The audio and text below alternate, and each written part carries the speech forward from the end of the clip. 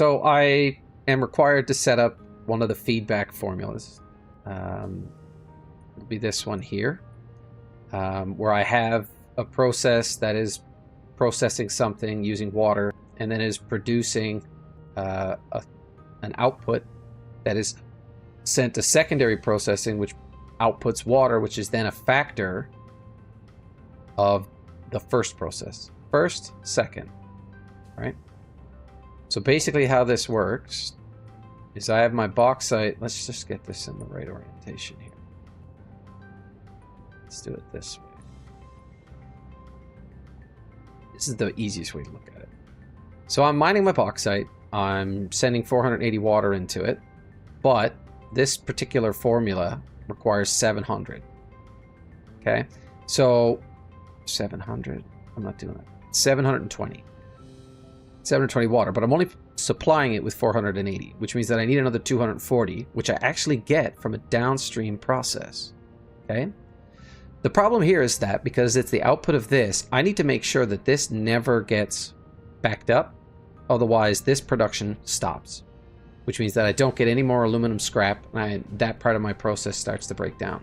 Similarly, I can't have the silica back up here because I'm not producing the alumina solution, and I won't get aluminum scrap.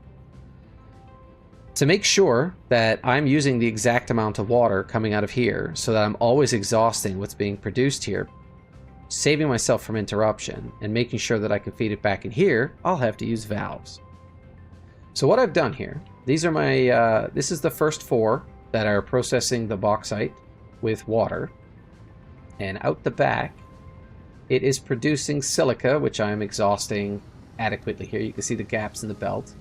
And the alumina solution, which is feeding into these 2, which are producing aluminum scrap. Okay?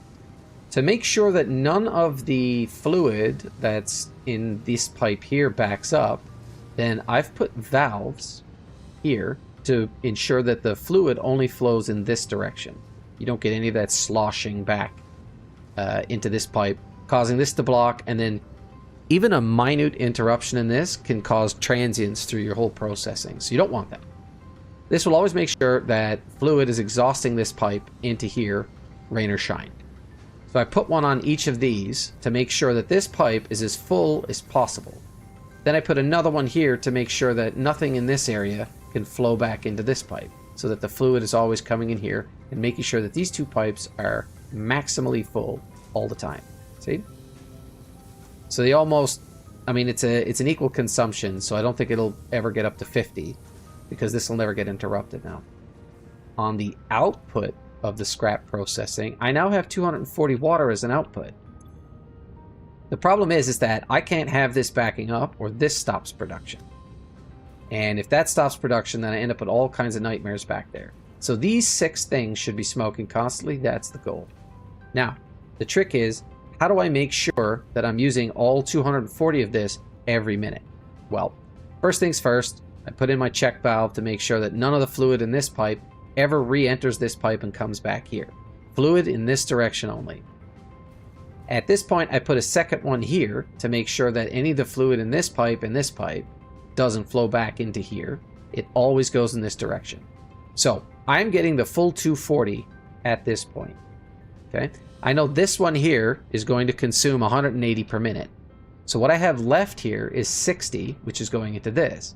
But this also requires 180. So I have a deficit of 120 here. How do I ensure that this actually works now? I don't want any excess water coming in here because it will starve this pipe, which means that I'm leaving stuff in this pipe, and this will cause this to back up and ruin my production. So I have valve to make sure everything flows this way, valve to make sure that everything flows this way. I will have a net of 60 here into this, actually it's 180 into this one, a net of 60 into this guy.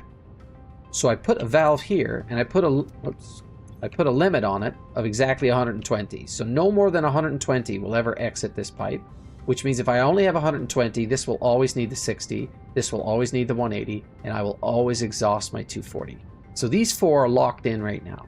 I don't need to put any limitations downstream because I don't care if this pipe fills up and backs up, it's only an input. Okay?